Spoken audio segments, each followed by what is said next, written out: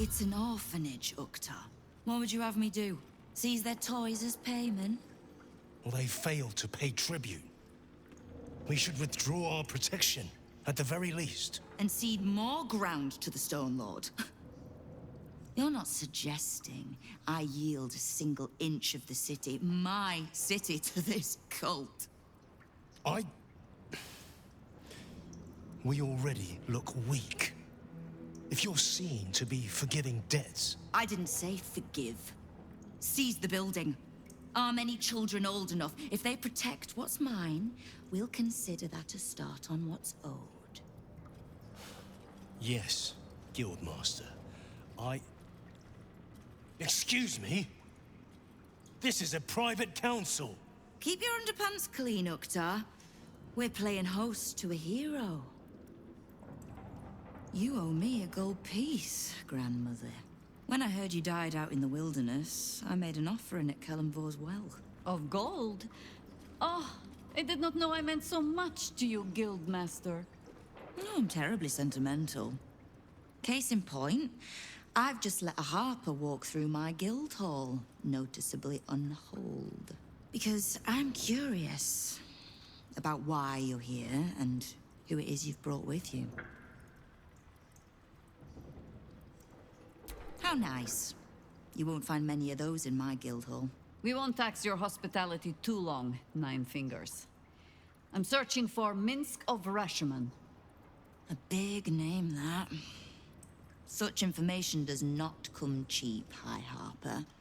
Not in normal times. Of course. Seeing as these are not normal times and we're all such good friends, I'll do better than tell you where he is. I'm bringing him here as we speak. Or parts of him, at least. I gave no orders about the condition of his corpse. What treachery is this, Nine Fingers? Have you thrown in with the Absolute too? Against my own city. Careful. You're in very real danger of hurting my feelings. It's Minsk who's found his faith with Faerun's newest god. And a new name with it. The Stone Lord. Lies.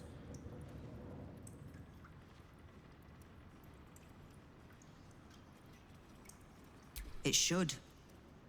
My people speak it in the same breath as Saravok and Demogorgon, but he's just another upstart.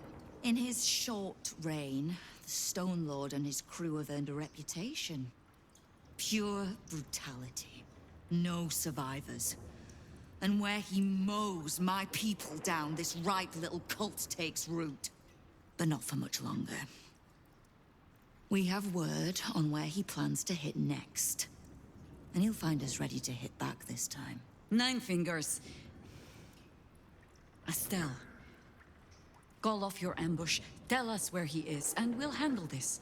We? I heard what happened to your harpers, Jaheira.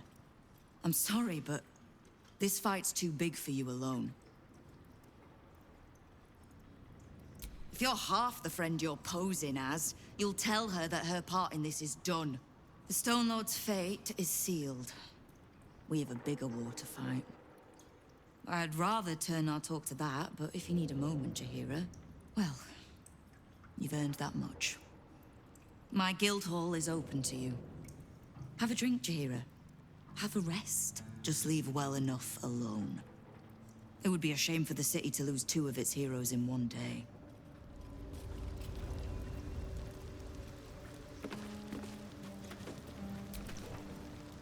There's little point in pressing Nine Fingers further. She means what she says. But we swore no vows. She won't tell us where to find Minsk? Someone else in her guild hall will.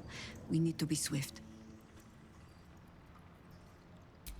I suppose we must greet the local wildlife. Guildhall is awash with ale-scented gossip at the best of times. These days, they have nothing but the Stone Lord to talk about. Ask it.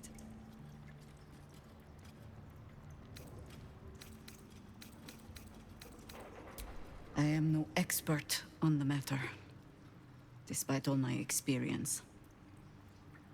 But if anything I know can help you resist your father, only ask it.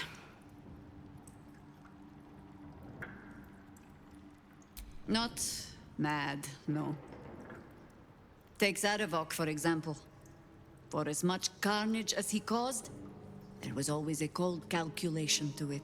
He craved power, and his bloodline was just another path to achieve it. I saw that same bloodline turn to better ends than Baal ever intended for it.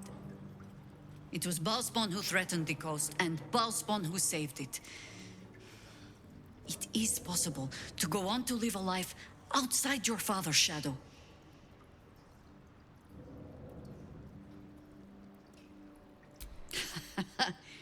Baal was but the beginning.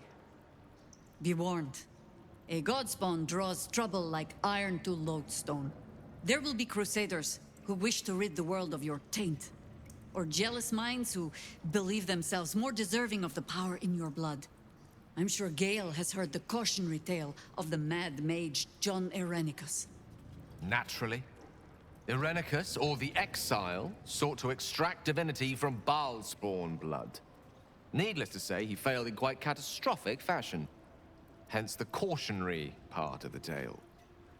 But happiness is not beyond the Baalspawn. It simply comes at a higher cost. Constant vigilance.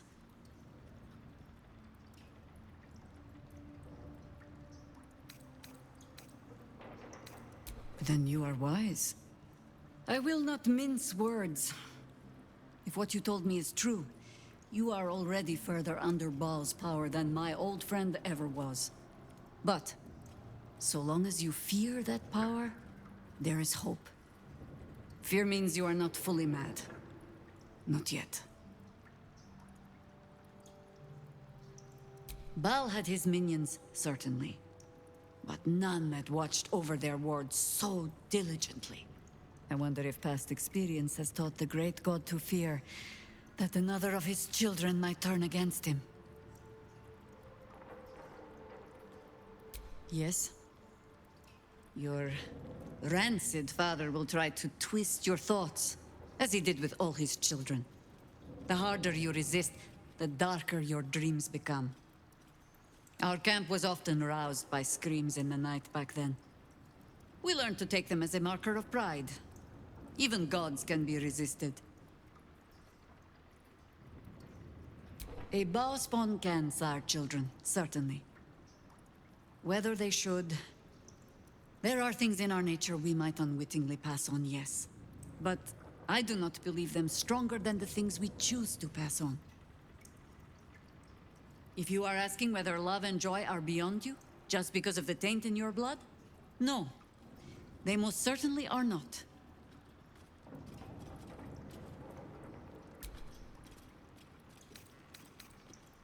You speak of a battle more than a century past. Baal's minions led us through a maze in the Undercity, older than Baldur's Gate itself. We paid little mind to the path ahead, let alone how we might return, or that we would return at all. Still, the Undercity shifts. We might search down there. Or better yet, find a ballast to lead us.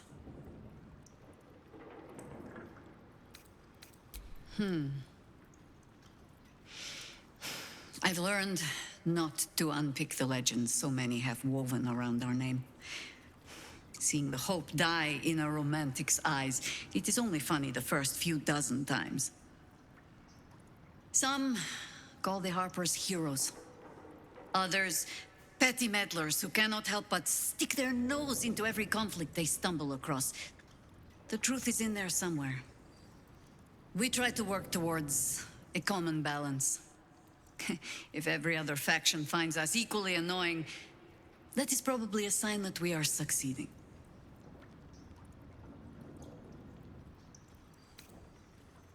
I will not bore you with a long tale. The short. I was born to a high family in Tedir.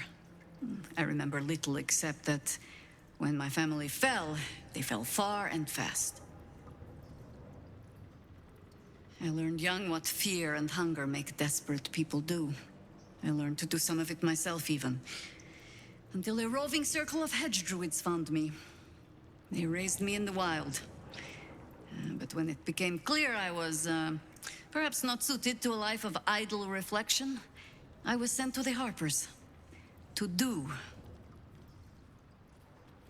They showed me how to fight with sword, as well as spell, and gave me ample causes to wield them for.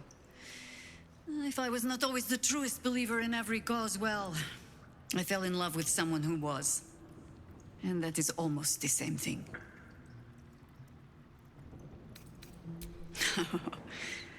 You might say that. I left their service and swore never to return.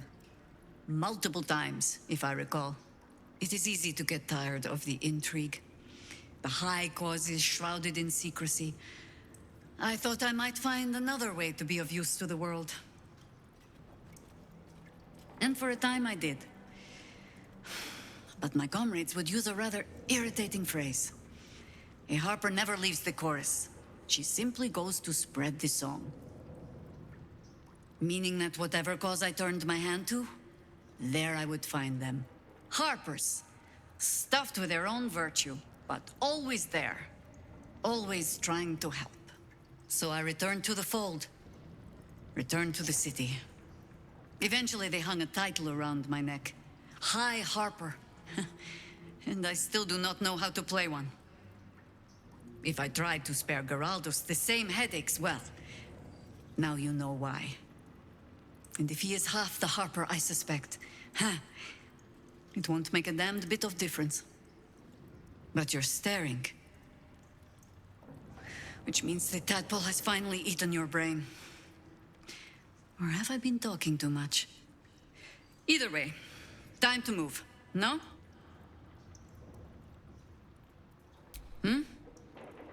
No, not really. Ha! No.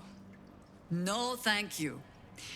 Let the wiser members of my order wrinkle their brows over that particular phrase.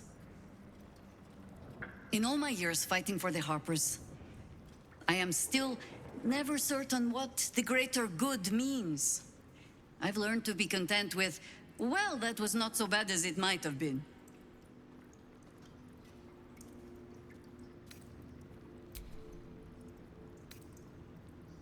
More than I would like. In my youth, I was a brief and very much unwilling member of a colony's hive mind. I felt the way they think, saw the world as they do. Foul, unnatural creatures who find the foulness in us and twist it to their will. But then, who am I speaking to? You have far more experience than I. I believe you. You remind me of another I knew, marked by forces beyond their control. The gods can grant power or strip it away, but so long as your will remains, you have the only weapon you need.